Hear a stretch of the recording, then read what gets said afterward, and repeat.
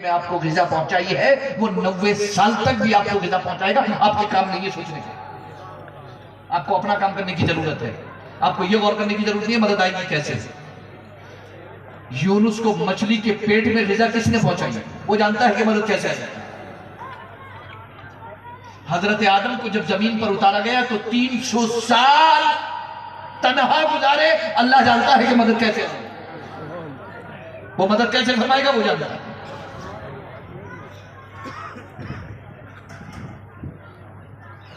जब ओहद में ये उड़ाया गया कि रसूलुल्लाह शहीद हो गए और मुसलमान बज़ाहिर देखा गया कि पसवा हो रहे हैं, खुदा जानता है कि मदद कैसे आएगी।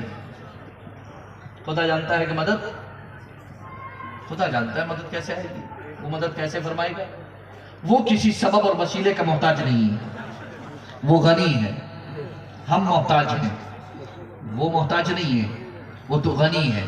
वो जानता है मदद, वो जानता है मदद कैसे आएगी, वो जानता है मदद कैसे आएगी।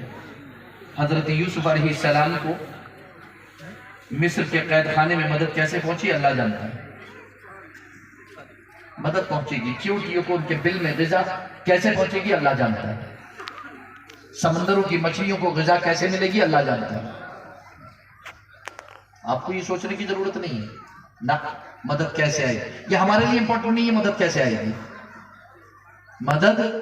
मदद कैसे आएगी, हाँ ये हमारे लिए इंपॉर्टेंट है कि हमें मदद मांगनी कैसे है। ये है हमारा सवाल, इसका हमें जवाब चाहिए, इसका हमें हल चाहिए कि मदद आएगी कैसे, वो मदद मांगनी कैसे, मदद मांगनी कैसे। वो अल्लाह रब्बुल इज्जत ने इस सूरह बकरा में 2 जगह वाज़ेह फरमाया। सूरह बकरा में पारा नंबर 1 और पारा नंबर 2। सूरह बकरा में 2 मकाम पर अल्लाह ने इरशाद फरमाया, इस्ताईनु बिस्सब्रि वस्सलाह, इस्ताईनु बिस्सब्रि वस्सलाह। मदद चाहो, तरीका है सब्र और नमाज। मदद चाहने का तरीका है सब्र नमाज। बेशक मदद चाहते हो सब्र करके मुसल्ले पे खड़े हो जाओ, मदद आ जाएगी। मदद तो आएगी, मदद यकीनन आएगी, लेकिन मदद सब्र और नमाज के बगैर नहीं आएगी।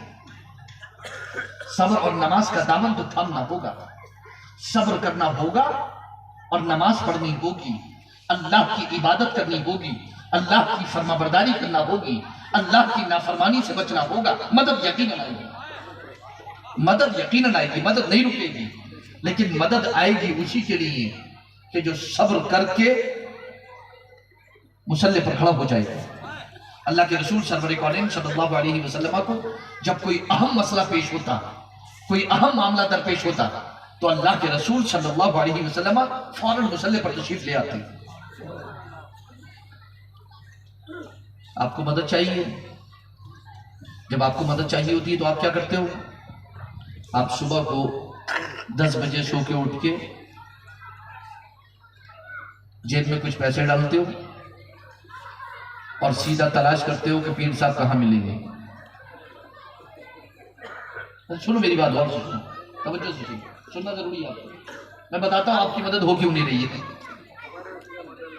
रात भर आप सोते हो या रात भर आप अपना आराम से जागते हो, जो भी आपको करना होता है। सुबह को आप निकलते हो कि चलो साहब फुला साहब के पास चल रहे, सुनने में आया बड़े पहुंचे हुए हैं, चलो उनके पास चल रहे, मदद के लिए चल रहे। वहां पहुंचते हो, क्या कहते हो, सब बच्चा नहीं हो रहा है, 6 साल हो गए शादी की, 12 साल हो गए शादी को, बच्चा पैदा नहीं हो रहा है, सब कारोबार नहीं चलता, बड़ा नुकसान हो रहा है, बड़ा लॉस हो रहा है।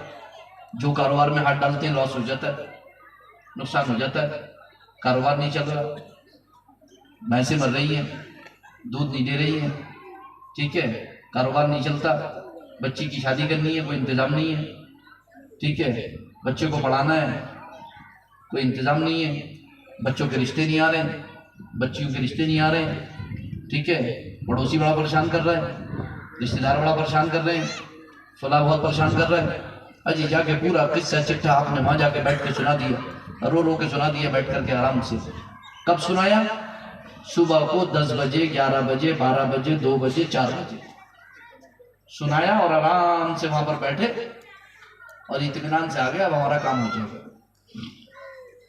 अब हमारा काम 6 महीने धक्के खाए, चक्कर लगाए, 6-7 हजार 50-60 हजार खर्च किए।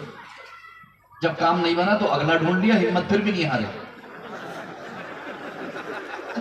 हिम्मत नहीं हारे भाई, हिम्मत नहीं हारते हो आप लोग। ना ना ना, हिम्मत बहुत है आपके अंदर।